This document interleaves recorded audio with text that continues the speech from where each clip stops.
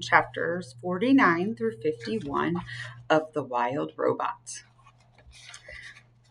Chapter 49, The Flyer. With coaching from his mother, Bright Bill was becoming a truly exceptional flyer.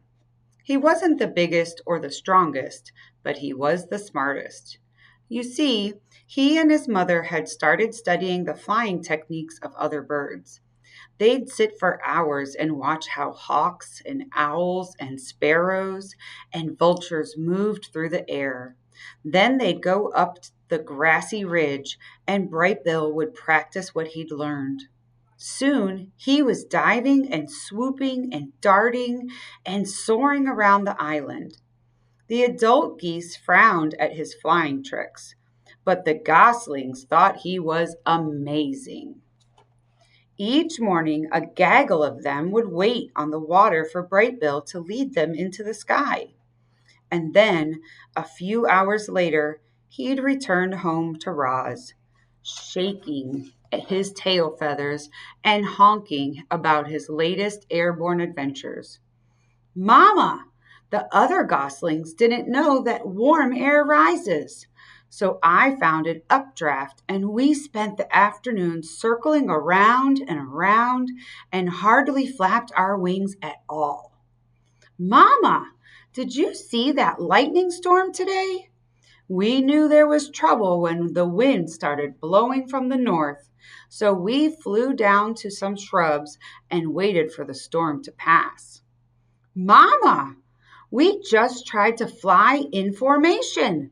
We all took turns at the point, but everyone liked following me the best, so I led most of the time.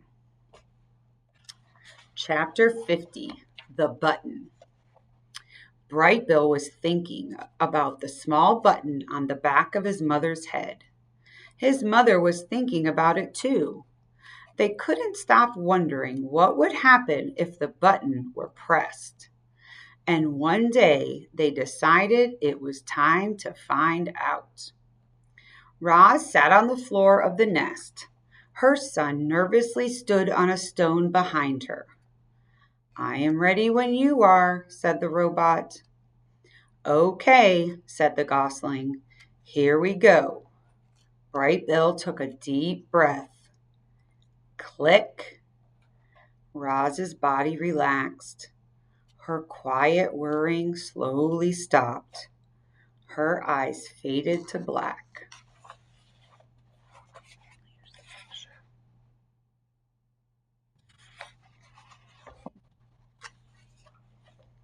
Mama, can you hear me?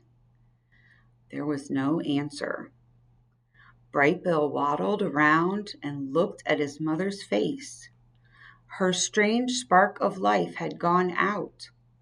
The gosling had never felt more alone. He was ready to switch her back on. But what if she didn't wake up? What if she woke up different? The gosling was afraid to press the button, and he was afraid not to press the button. Bright Bill took a deep breath. Click! Roz's body tensed. Her quiet whirring slowly started. Her eyes began to glow.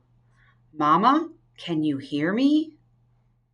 Hello, I am Rosem, Unit 7134, but you may call me Roz. The robot spoke these words automatically in a language Bright Bill didn't understand. His little heart raced as his worst fears seemed to be coming true.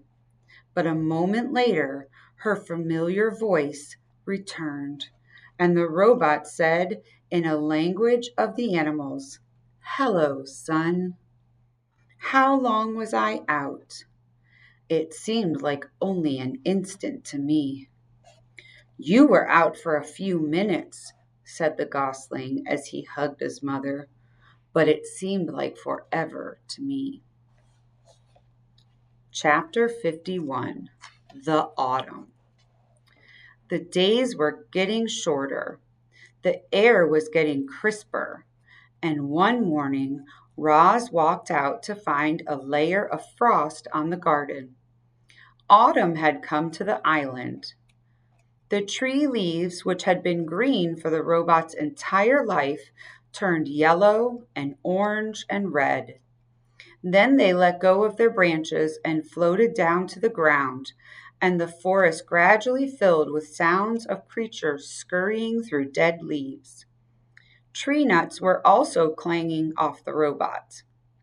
The smell of flowers faded as blossoms withered.